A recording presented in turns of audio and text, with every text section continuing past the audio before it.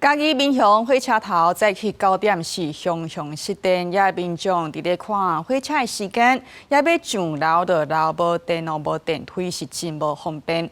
火車頭表示講，這是邊仔咧做鐵路高架化的施工單位，甲火車頭的專用電纜烏斷去才會來熄燈，也火車佇咧行是無受影響。根據上新的掌握，火車頭已經佇咧暗頭有電會當用。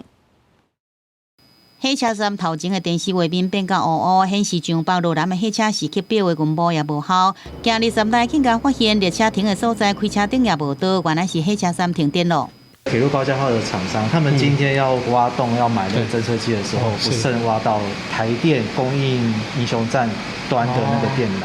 嘉義民雄火車站第23早起9點開始，因為鐵路高架化工程單位佇火車站附近時間確實無設立烏着管線，造成車站停電。電梯也為着安全暫停使用。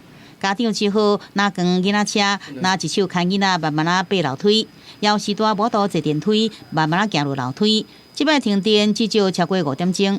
OK。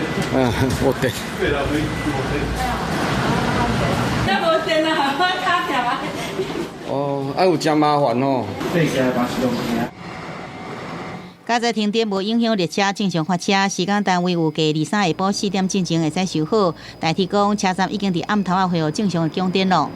記者孫華報道。